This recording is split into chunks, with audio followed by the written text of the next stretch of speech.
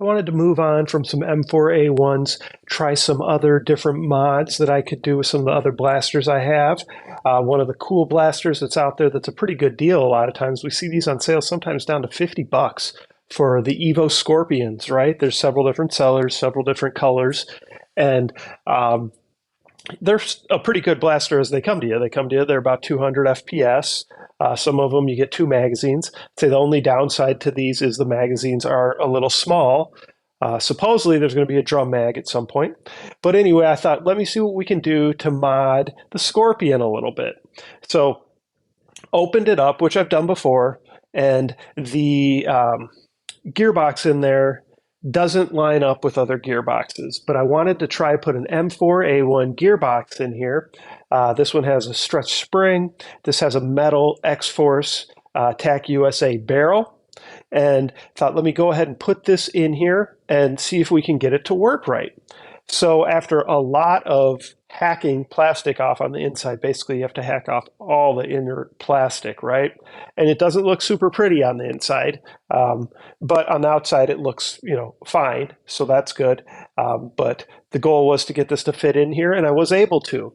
Also, because of the size of the gearbox, the way the gearbox works, it doesn't quite, the T channel here doesn't actually fit where it needs to. So I cut off a small piece from the original T channel, which is a straight T channel, kind of like a Cyma style. And I put that, I glued that to the end and taped it amazingly. It's working just fine like that. Kind of did some stabilizing up here. You can see a lot of the glue gun, some different padded material that I use like this. This is just kind of foam padded material to hold it in place because you want to make sure the gearbox is nice and secure when it's in there. And we're working just fine. So even before the spring was stretched a little bit, hitting 240 FPS, no problem like this, no feeding issues. So working out very nicely, which is really cool. Went ahead and put this is like an outer plastic barrel here that's threaded so that we can put different threaded tips on it. You can see that we've got a big one here.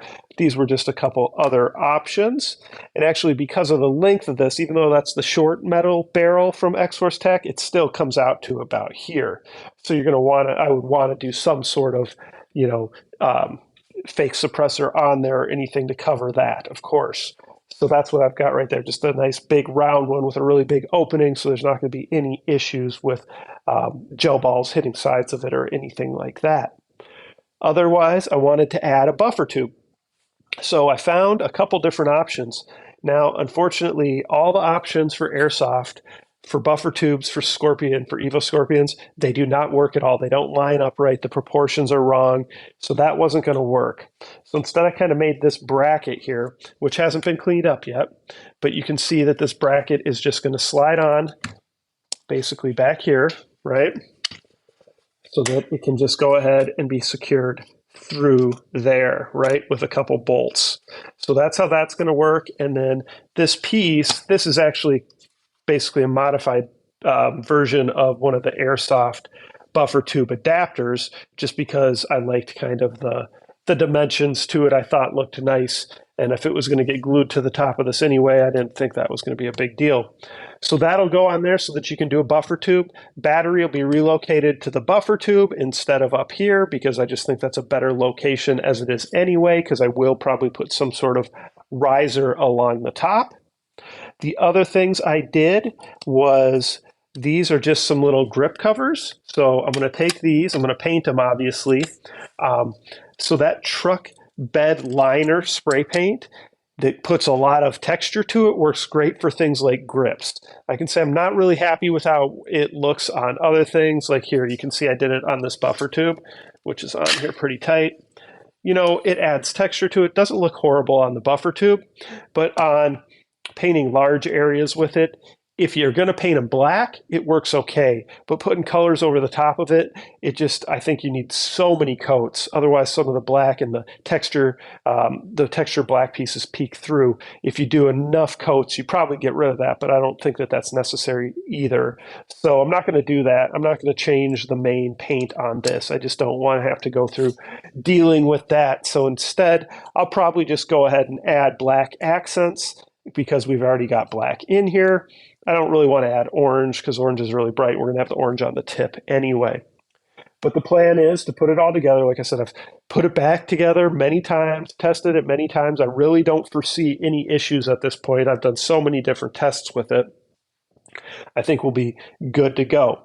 So I'll just go ahead and I'm going to just close it up, put it all back together, paint these pieces, clean this piece up a little bit with sanding first, paint these, and then I think I'll add a nice full-length rail across the top if I can find one that I like the looks of.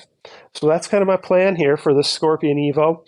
When I first started messing with it, I did my best to try to figure out how to maintain the priming feature, and I couldn't get it to work with this gearbox, even though I wired it identically to how it was wired on the original gearbox to this. It still didn't end up working properly. So I just said, screw that.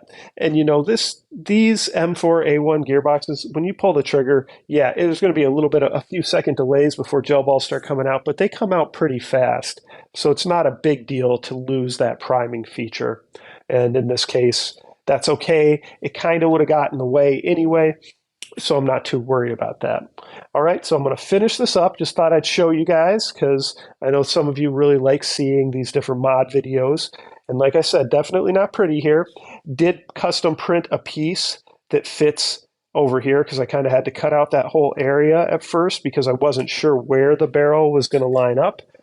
If I were to do it again, I could probably do a better job of that and maintain the original piece that's there, just drill a hole and then probably just make a little small piece to cover the bottom. But anytime you do these for the first time, it's a big learning experience. So anyway, I'll go ahead, get this all set up. Of course, I'll show it to you when it's all done and good to go. And of course, we'll do a demo with FPS tests because I think that'll be awesome if we're getting 250 FPS with it, which I really think we should be very close to that because it was in the low 240s before I just stretched that spring a little bit because I don't have any extra springs right now to put an upgraded spring in there. All right, so let me know what you guys think. Comments, questions, post them below. Of course, smash the subscribe button, and participate in all the monthly giveaways. Thanks for your support.